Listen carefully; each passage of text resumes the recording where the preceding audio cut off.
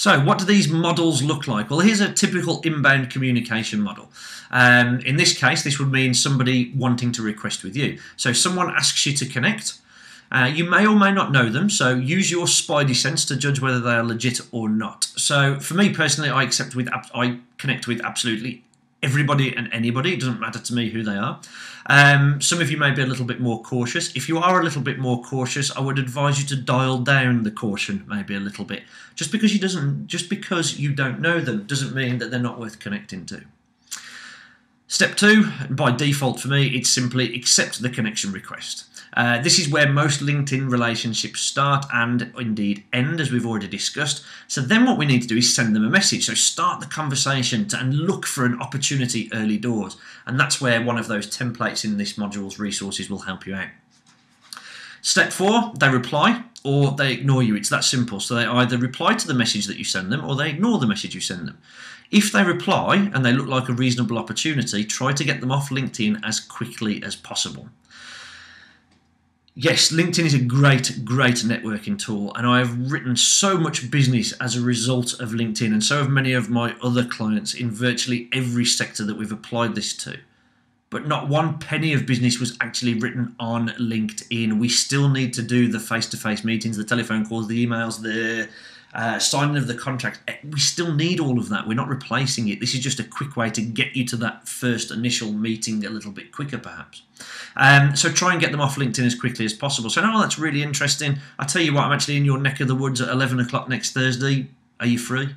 Try and get that initial face-to-face or a telephone call even away from LinkedIn as quickly as possible, and then whatever you agree, follow up with it, of course. So that's the inbound model. The outbound model is very similar, but kind of in reverse. So you ask someone to connect with you, and they will use their own judgment to decide if they should respond to you or not. If they accept, and in our observations, the LinkedIn exception connects ratio is probably around about 70%. So for every connection request we send, 70% of people will reply. And that's across the board. So that's people who've absolutely no idea who we are as well. So it's relatively high response rate. So if they accept, this is where, again, most LinkedIn relationships end. So what we have to do now is send them a message to start the conversation and try to add some value to them. And that's what these templates, again, are going to be for. If they reply to that original message, then great, you've got an opportunity to get them off LinkedIn, start building a real conversation around some business needs. If they ignore you, you can simply leave it at that. You don't have to worry about these people again, so that's absolutely fine.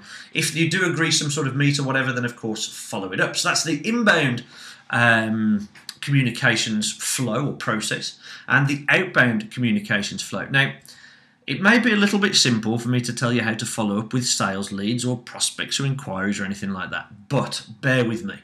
So if we're going to follow up, we're usually positioning for a meeting or a call, right? Just so we can get them away from LinkedIn and start building that relationship a little bit more. If they accept that, you qualify the appointment, you send your confirmation before the appointment, and then you show up, right? So that's typically how it would work. However, if you follow up for you're trying to follow up and you're trying to position for a meeting or a call and they decline, then usually people just go, oh, okay, fine, and leave it alone. And then they waste that opportunity, right? This important third step is really important. Thank them, ask them to add you to their mailing list, right? Look, I tell you what, hold on to my details, add me to your mailing list, keep me in touch with what you're doing as a business, and I'll do the same. That fourth step is very important. So step 3, make sure that you're volunteering to be added to their mailing list and their communications first. Then right at the end of that, say, and I'll do the same. And then the 5th step is for you to absolutely do that. Stick them in your address book, stick them in your mailing list. Every time you've got any content that you think would be worthwhile sharing with them, keep in touch with them anyway. Keep them on a list of separate people that have declined some sort of initial meeting with you but still represent an opportunity at some point down the line. What we're not talking about here is ringing these people every 3 months to see if their needs have changed. What I'm talking about here is keeping in touch with these people with relevant and timely and interesting and informative communications, either via LinkedIn updates, via tweets, via email newsletters that you can send out.